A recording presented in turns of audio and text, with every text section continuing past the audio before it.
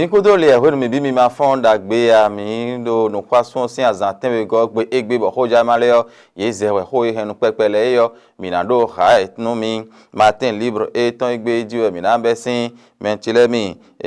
ma hodo de wa no do ke un le ya le koro ate pa wada iton na konse du egbon yo eti ndo meje ko tuntun do lo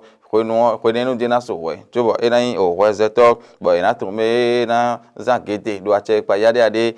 to gan yo mi so be to mi ton fi ro mi adu wada yi era sodo agun we ton we martin lu do po mo do menjere we nu mi de bo mi do yoso hodo we yo enele bi huika zo din bo ado ho eri suwo blagbon bo bi hui me chile mi do nu mondu din le nu onde gben yoso ton do mi de ji pa sin po gbe te chi we lo atin mo jen duru de su din ru gbe o me o nle bi hui yo era kwa yi pepe martin lib soda gade do yo kweton din me chile mi era le do nun bo rasi ho ido nu sin lo taji yo o adogo de ru me podon don menu me po doto de ton ne odian enele bi hui zon di bo ho kan i fe shero to mi ton fio eleyin kanu ho ni alopa vo me chile mi me letin bo dondo amloma donu to vito silen me letin lo bo jo hui mi ton ji de ti bo ikenet bo no igbon jiro don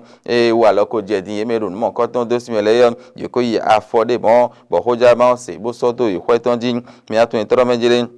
gepa mi ton le po amazon mi ton le po keke aforopo do rin agbara lo to mi ton fi blo ihuye o fi eye danu so ije yan de bu abo martin libre se bo so do ihweton jin le parakuwa we mi na so din ti mi podo mejere siyan koro kome kon yeme ti yo ko je jijaji kan robio fadela bubaka ti mi podo mejere do isina no ha wenu inji yo ton mo na ton afo na de hweton we ma no ya fi ame han de lo yon de su ti tengbin yeme ni me bodo gbeta hosmon dora made nu demen o ple bodu gbeta ple gbeta teme leo eni otiyan elevona esun aton goran ho itan gbasa ni ponu kundo to tenti ho kwa ija ipowu yo na esun aton bonu yeme ma go so gbedo afodede sin e kam yo yira na mu de suti tengbe boya o so gbedo me han fraternité we mi na so din e mo le nu gbo le jiyo ebe do kutonu karavi podo khale de gbo eja bo jade suti tengbe kaka lo to ko je figigi gbaji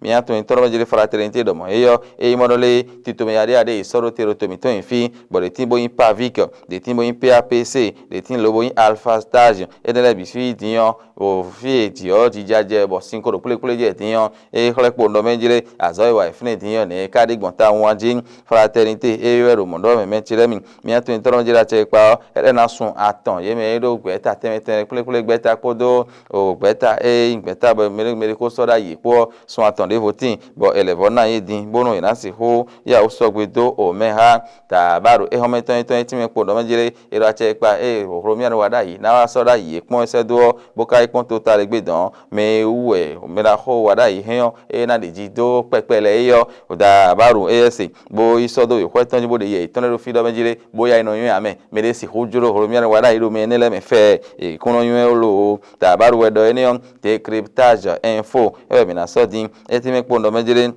no kwete sin ho do me gbeji do tadio me wito do holente le do akwai kanali do sin ali no be se awu dion ye dion hon hode inte bo crypto active yo no do ne kanalo akwai kan kanati jan monalito bo je kan enemy onu bi na ido kan diadio o de cryptage info do ho enemy mentilem mi ato entoro la gboto ho me dion ye me ho fo sin tenkon le so nu yen do nu yeji teme so ro te nu ye bo chobono ina si hui tenkon mon koton le na wazo gege khai bonu taglo na si bonu yechuo na ejija ibo je no ranji o menchile me ho bokun kula de me no kun gba sa mi ton fio kwezi kan horo ton me ye de me leti ba ejija yin kwa isan do kwewe di ro ton yo ele gbeje nu gege boro 5 boro de gbeje po do ton me bo hoja male bi ese ro bote so ro iton jin le meyo de suo ewa bo ti me po do mejire nu gbo de me nu kun gba sa o le o de me le ejija yin bo akwe ho kun kula kwewe di ton yo bo isan yo dans les vents nous ali enionu de jin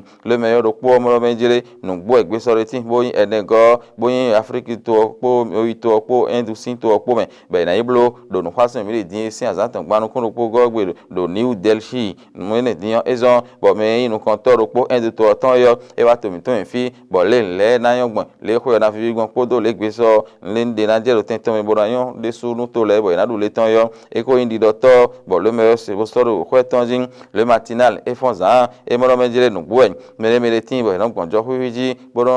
to afogede menu to ito siren e konsin ko tanton de kaga je gbe yo me e ko wuli do fune din yo e ko ya fo izen ken jeji de ji ko ja ma e do eni o me chiremi sin ma ko ro me gba ero ku to npo file de le po wa to kon la ga lu ko yan kaja ku ton ton e do te vi le ni dala ibo dala come azo teme do fune be na si hu yu atole yo e ko jeji e kun no te lo me si hublo azo mon ko ton le yo ji ko ra yo ji hun to vi le yo adoma hu yebo me ro porpo ni kablo de l'emblème du jour et remettons et temps et bien ça niveau time pour nous boire à check pas soit attendez-vous et les fona yeme ingbeta ga ple boru gbeta abi ple gbeta khosu mon dona teme bo makadon demele gbeta na bi kwidion sont attendez-vous tin bo les fona e bonon o fie ma o so gbe dia e na ya o na un de subo ko ne ple bo so gbe do me ha l'informateur remettons et temps et time pour do benjere